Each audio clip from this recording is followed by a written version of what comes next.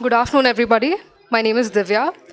I welcome you all to the panel discussion on CSMA, which is Cybersecurity Mesh Architecture, Interoperability, Coordination, Integration, Extension, Flexibility, and Scalability. We have an eminent panel with us here today. Mr. Ganeshan Ramani, Vice President, Head of Digital GRC and Controls, Mashreq Bank, would be the moderator for this discussion. Joining the panel is Mr. Vittal Bharadwaj, who is the Group CISO for GMR Group. We also have Mr. Geoff Prentice, who is the Senior Director for Solutions Engineering, APAC Netscope. We also have Mr. Samarjeet Mohanty, VP, Cyber Defense and Forensic Technology, Vodafone Idea. Good evening, all. Ganesan here. Thanks, Divya, for the kind introduction. But again, I'll just quick round off since we are standing outside the podium. So I have here Samar with me, and that is Bithal, and that is Jeff. We have a kind of a very interesting AISS 2022. I think it's good to be back in physical mode. Thanks to DSCI for making this event a great success. Having said that, the focus topic of the day is the cybersecurity mesh architecture. So in this panel, we would kind of debate and we will just kind of views and insights around the cybersecurity mesh architecture, which is a kind of a very interesting concept, which will harmonize and try to create an overall insights around the integration of various security controls and the way how we see these controls operating in our enterprise environment, right? So that's the basic thing we want to kind of dwell into it.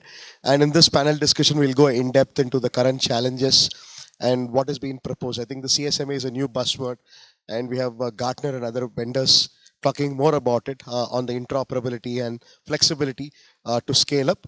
So we'll see in that. So to just begin with the panel discussion, I would just try to kind of pick up the brains of the panelists. So I would just first start with Jeff, coming up from Netscope, an interesting background.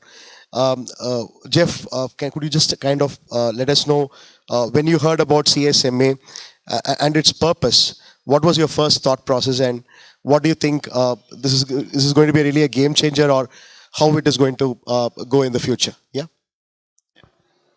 Can everyone hear me now? So I think if you think about the whole name, cybersecurity mesh architecture, if we have a look at it, it's a very, very new term, as you mentioned. So I'm pretty sure most of you in the room haven't actually heard about it, but it's actually something that we've been dealing with, a big challenge for a long, long time. How do we basically integrate the surrounding technology stacks that we're leveraging today?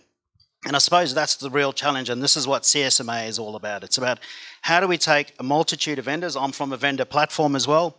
There's no such thing as one vendor solving all those problems. But the whole idea is how we can solve some of the challenges that we see today is integrating and sharing information with surrounding vendors. And that's really what CSMA is all about. It's interoperability between vendors, sharing information such as risk, such as threat, such as behavior analysis. And that's just focusing on cloud. And this is the big challenge that we face is most organizations on a hybrid environment. You've got stuff on-premise, application servers, whatever it may be, and you've got a whole lot of cloud infrastructure. How do we get all that information talking to each other? And that's really what we're trying to achieve with CSMA. Yeah, thanks, Jeff, for the kind of a quick intro. So I now just try to ask Samar. You've been kind of, in your experience, handling a lot of things around security operations, threat intelligence, and even forensics as well.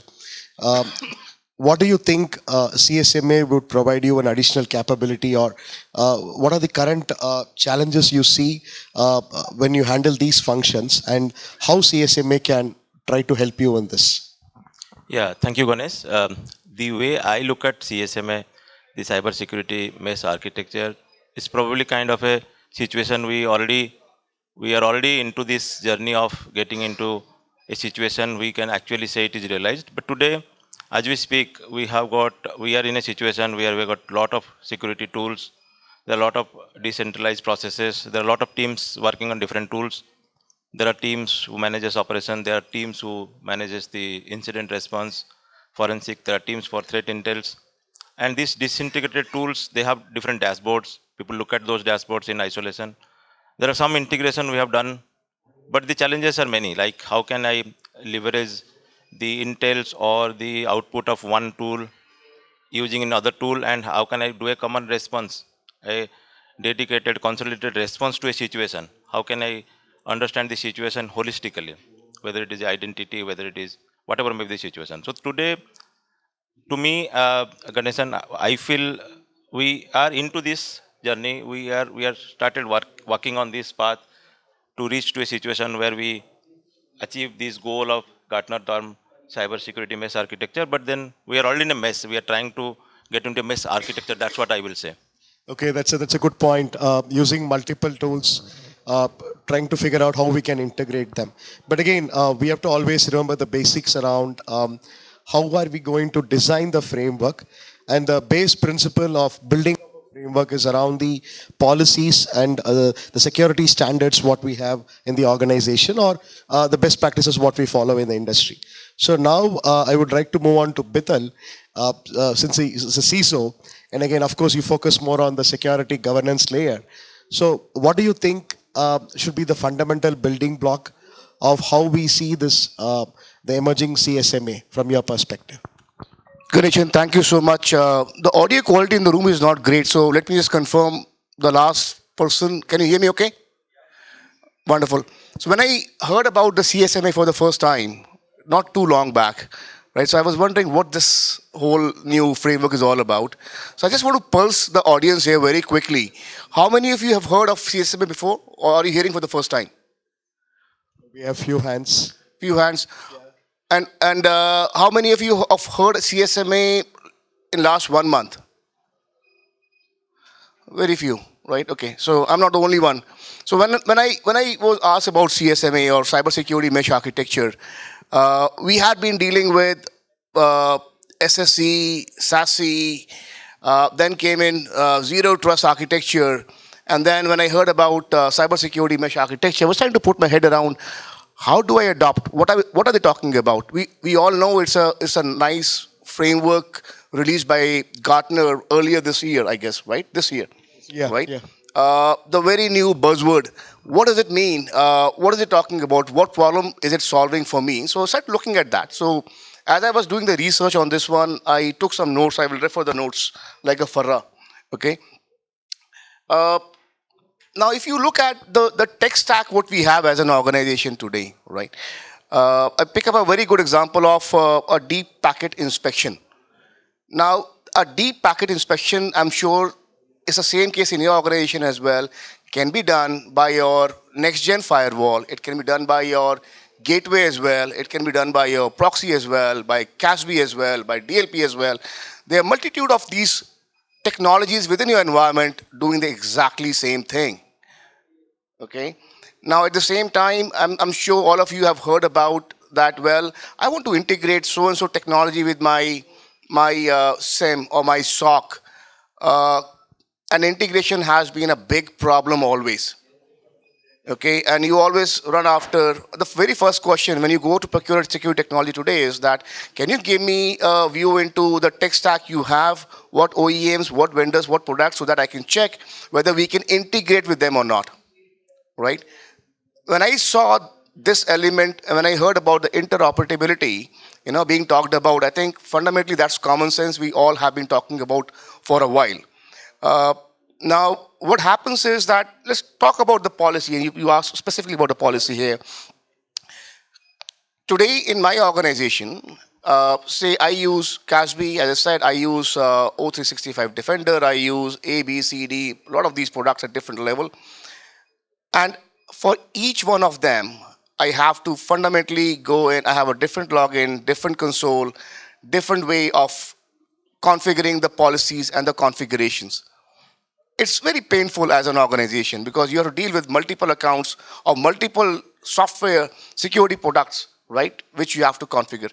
Now, fundamentally, this mesh is talking about orchestrating these policies centrally, but enforcing at the distributed layer of whatever tools you have in the organization.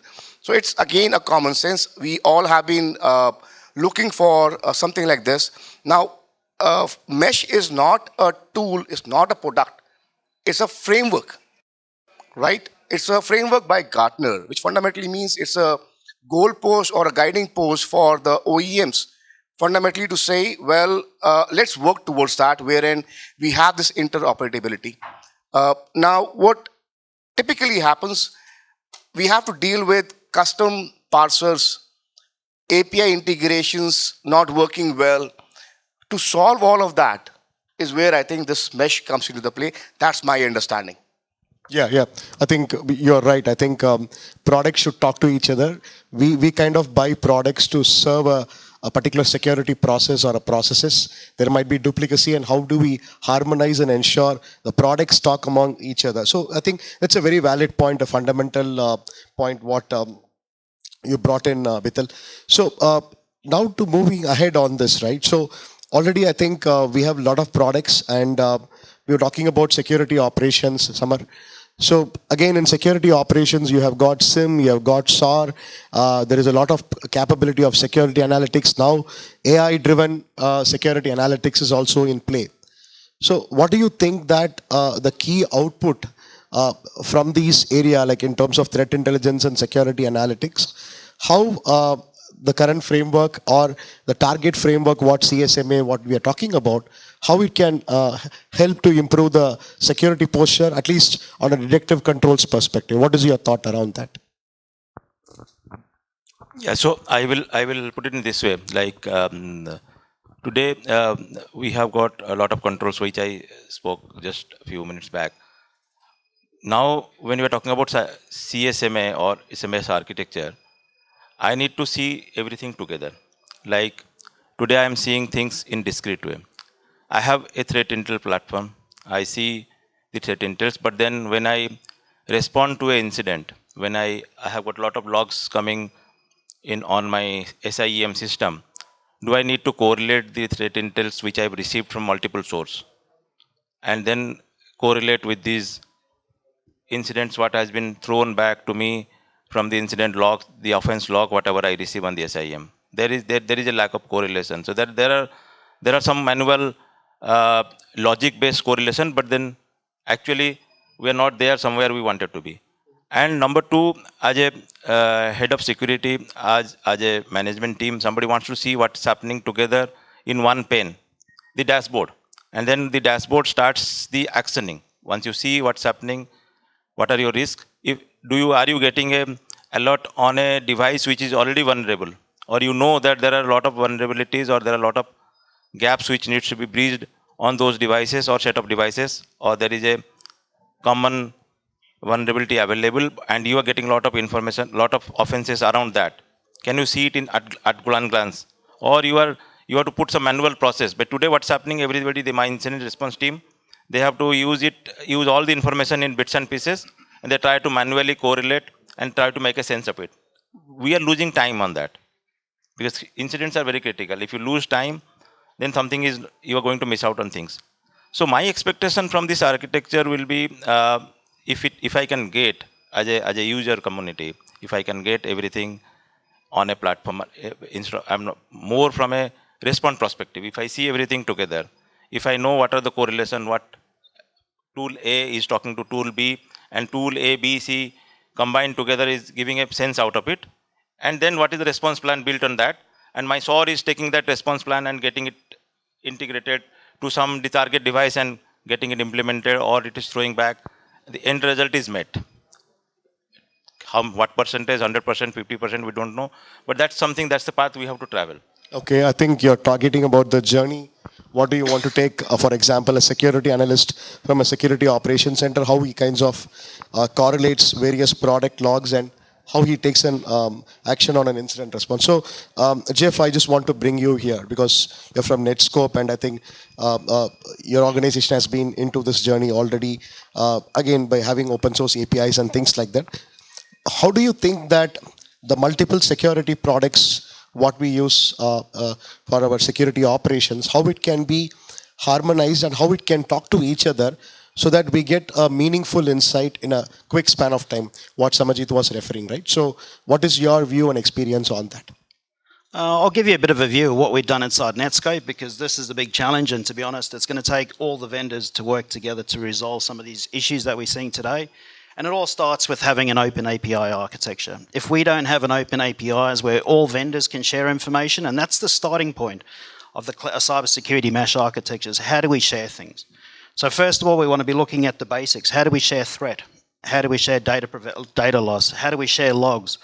And the key thing sitting on top of that is how do we start automating some of the processes that you mentioned? And this is the key thing. So within Netscope, we basically built this thing called Cloud Exchange, and it's a tool. Yet again, this isn't a framework. It's just a tool to help automate some of these issues that we see today.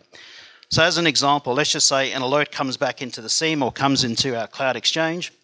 From there, we can start triggering an automatic workflow.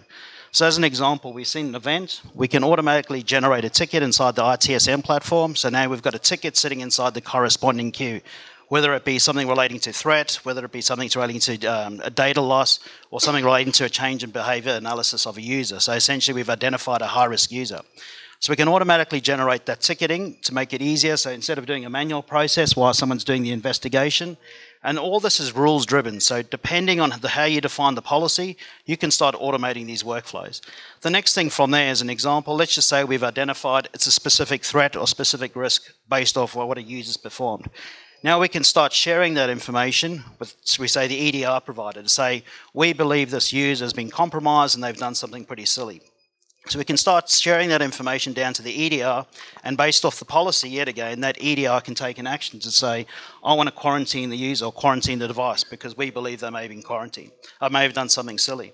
As part of that inside Netscope, we can actually restrict what they've got access to on the internet as well. So essentially we're restricting, coming back down to that zero trust framework, is that we're going to start restricting what users can do based off the actions and activities that they perform. So let's just say we've now quarantined that endpoint and your EDR provider's gone and actually resolved whatever specific issue it may have done. Once that has been remediated, yet again, they can talk into Cloud Exchange, talk into all the surrounding architecture and re-enable that access. And the key thing about this is that we've been very focused on the cloud, tying into identity providers, tying into the EDRs, tying into your SIEMs, your SOARs, all your behavior analysis, the mail gateways. There's a huge amount of channels that we need to have a look at. And how do we take that information from all those channels and share that information from the surrounding vendors? That's the key part, but it starts with all vendors working together. Yeah, I think you brought a valid point on the open API and the support of vendors. So we have products, we have assets where the products go and kind of probe the assets and do it, and we have the whole identity map also in it. So I think this is the where we want to kind of harmonize. So if we can have the picture of, so I just want you to draw on the model. So we talked about the policy layer, we talked about the security products layer, we talked about the assets and identity, and the real rationale for kind of integration. So we just want to kind of just show you on your screen, like what is the real target architecture, what Gartner is saying when it comes to CSMA. Right? So I think just give it a moment. So if you can see that, I think we kind of started from the left-hand side where you had the dashboards and you have the policy layer, and then the threat intel, the products, asset, and the identity fabric. These are the pillars. And right now, do we have a single solution or a product which cut across? Maybe not. But again, we want to try to see how these layers can be integrated, right? That is what we just want to kind of brainstorm on it. So Bithal, just coming to back you from the policy angle, right? How do you proceed that the policy is enforced on the assets, and then you try to exercise monitoring from a CISO or from a governance standpoint? What are the steps you take? So I don't think so we start from zero. You're already in a journey. But again, how do you harmonize the journey and go into a focused direction? I think thanks for bringing up this image in the background. It does definitely help tell the story a little better. I think the good way to look at the whole thing, let's say I have XDR in my environment, right? Now, we know XDR goes beyond EDR or antivirus. You have a component of user entity behavior. You have a component of network behavior detection and all of that. We all know by our experience that if you buy an XDR from one OEM, all of these components would work seamlessly with each other, right? Why am I being forced as a consumer or as a customer to buy all of those individual components from just one vendor?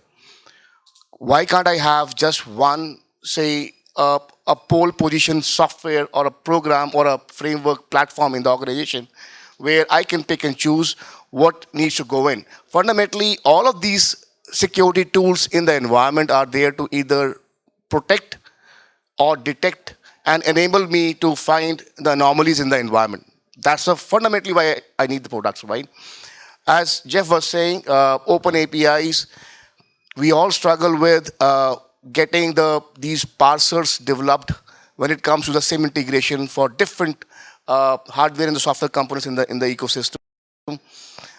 We are not able to pick and choose the best, to protect my entire organization. This is where I think CSM is coming into picture, and it fundamentally says that hey, OEMs, you need to follow a common framework where where the customer should be able to plug and play into their core platform for security. It can very well be my SIM, where everything else comes in, because ultimately it all comes down to detection, right, and the response capabilities. That's my take on that. Whatever you see here, all of these are individual software today. Why do we have that? Right? And they all work in silos. The teams have to work on individual consoles, because not everything talks. Everything gets integrated with SOC end of the day, but it takes months to fundamentally integrate them. Integration is a big pain point today. And I believe this mesh architecture will fundamentally push the industry in the right direction, so that we as a consumer will be able to plug and play, pick and choose the right technologies, so that we can have a centralized orchestration of the policies of my threat detection in the environment. That's my take there. Yeah, thanks, Bital. So, Jeff, I just want to kind of go on to a sideline question, what Bital has pointed out. So, if you see practically, a lot of organizations have got some of the products, or most of the products. Some of the big organizations, they would have this laundry list of whole list of the products also. So, what do you think as a starting point, and what do you see in the product space which is happening right now? Are most of the product manufacturers are okay to have an open API, so that the information can be shared between the products, so that we can get into a kind of a common unique tooling or dashboarding in the centralized console to derive meaningful insights and take actions, right? For example, we talk about incidents and other stuff. Are we reaching the maturity level now, or the most of the products are still having their most proprietary model, and they don't have an open API? So where is the industry heading to? What do you see in the last 1 year? I suppose in the last 1 year we have seen a change, but the biggest challenge we face is there's no standard. That's the big problem, is that every single integration that we've had to do with Netscope, we've had to basically drive some of those vendors to change their API, to do policy changes, to retrieve information, retrieve alerts, retrieve user behavior scores. And that's the big challenge we face today. Hopefully with CSMA, we'll just have a look at that. That's a huge amount of technology. It's a huge amount of things to be talking to each other.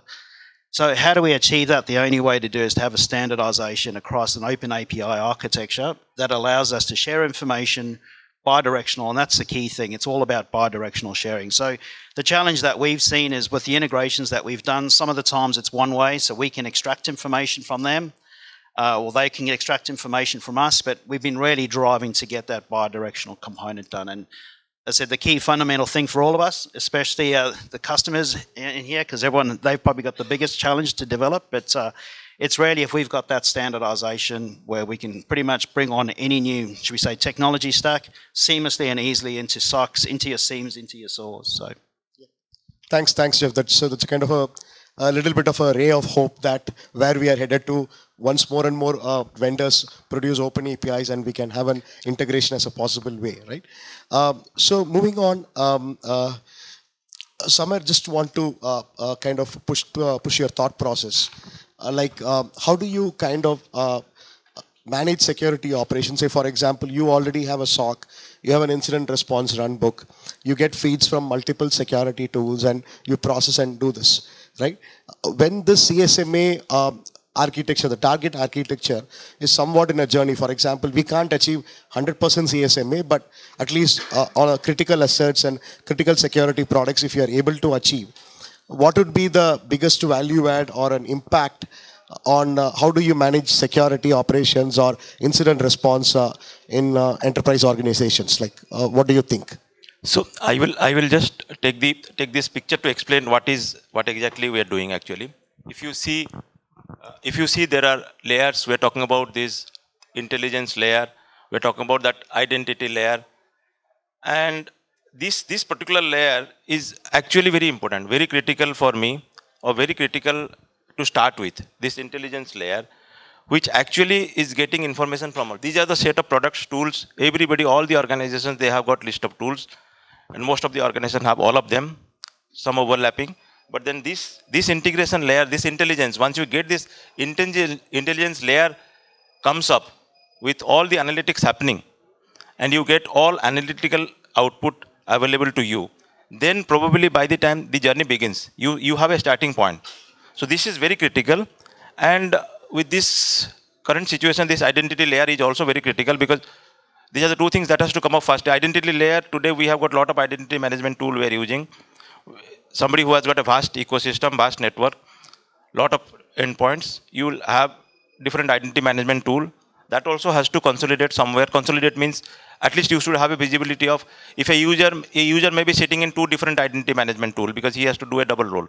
So those two things are very critical to start with. And then once we see something coming up here, what Vittal was saying, and then this policy orchestration going from this side to that side, that I want to create a policy, and I, through these CSMA architectures, I am enabled, my policy flows from this side and gets updated anywhere, everywhere, whatever is required on these devices, on the tools.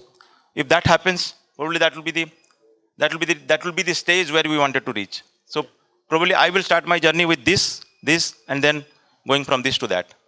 Yeah, that's a kind of a very valid point. Thanks, Samar. So the idea behind CSMA is really great. Like again, it is not something like a single product, or it is something like a project for a month or two you can achieve it. So it's kind of a continuous journey. And again, in this journey, the main business objective, what we want to achieve, you can clearly see in the left-hand side, the dashboard monitoring and the periodic governance is the one which we are looking for.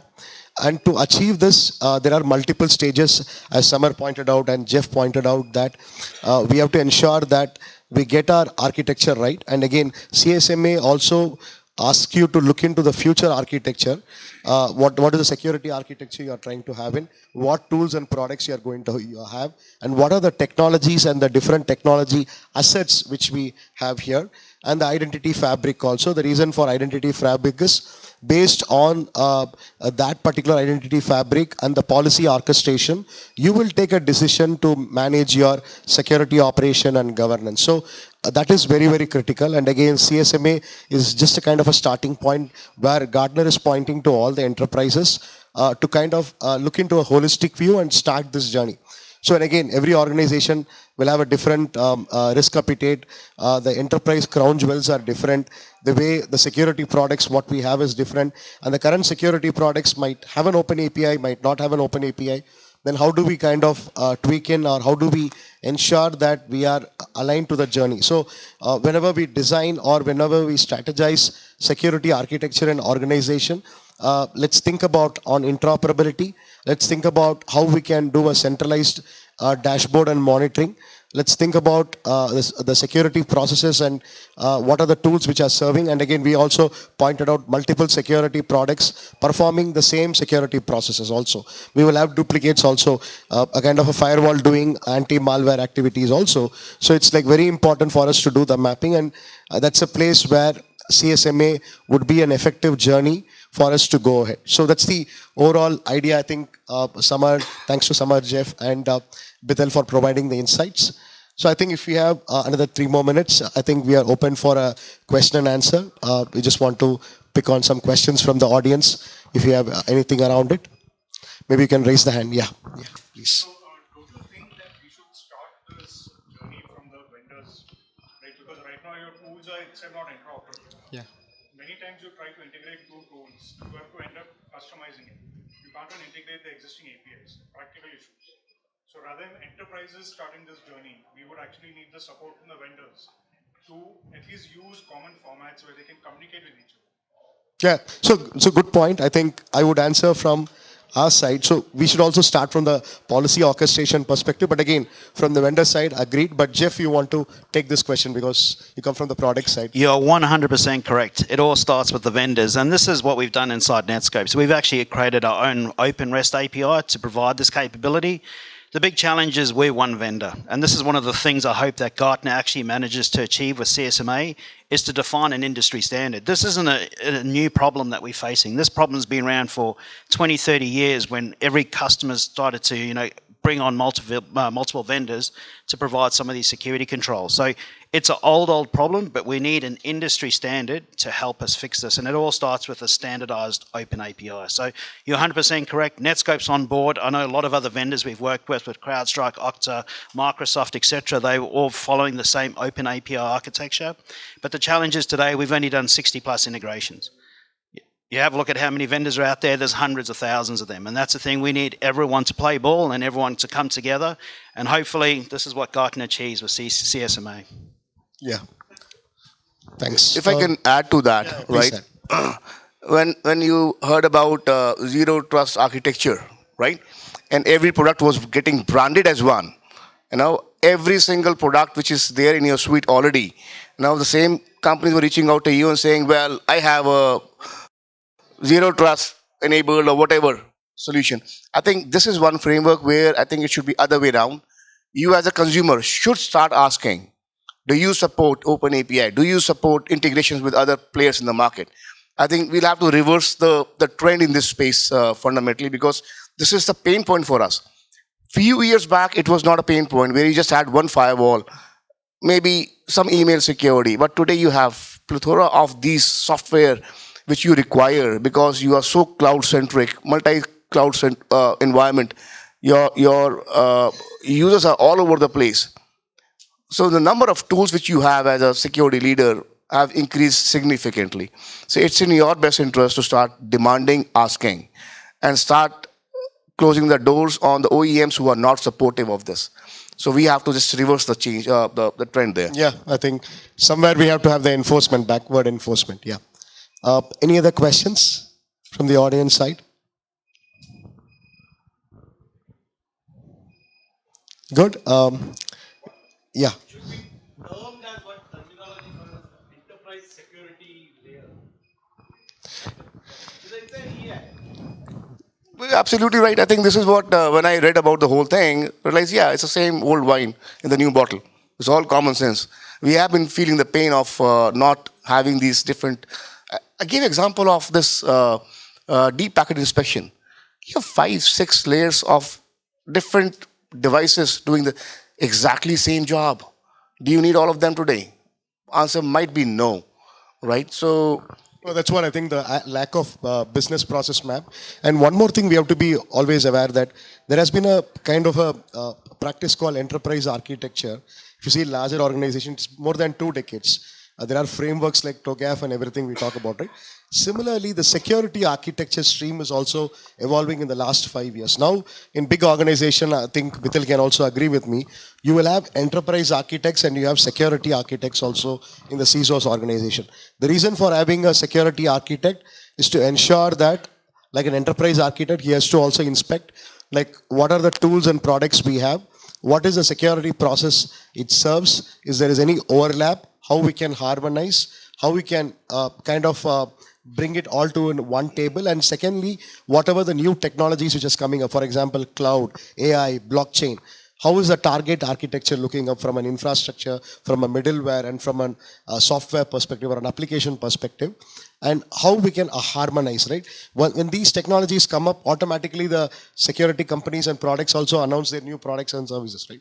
So how are we going to kind of orchestrate that? So that's the reason why he's asking that, okay, any future investments of security products which we make, we need to also consider one view, like whether that particular security product will fit into our ecosystem, will provide us open APIs and things like that, so that we can harmonize and go towards the CSMA journey, right? It's a journey. Can't be achieved in one day. It's a journey. Yeah. That was a good point. Any other questions? Even Vital asked, saying that how many of you heard about CSMA, right? There was something called diagnostics and taxi. Many of us forgot that was a protocol which was built for this purpose, right? To exchange information and then build it.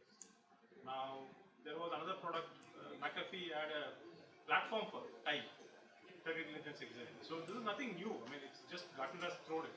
Now, as Peter said, you should not hear him sometimes saying that my product is, we would love to hear that, but they should not sell it as a product itself. This is a platform, this is an architecture, this is a Oh yeah, this is not a single product. Again, I'm trying to say this is an architecture, and products and services will be inside the architecture, and they have to cohesively operate among ourselves. There should be interoperability, right? And that's the way how we can build that tooling, dashboarding, incident response, and other business objective which are in the first column, right? Yeah, you're absolutely right. That's the way where we have to go. All right. I think we're already kind of on top of the hour. Thank you so much for being a patient audience. Thanks to DSCI for organizing a wonderful AISS 2022. Thank you all. Thank you. Thank you, panelists.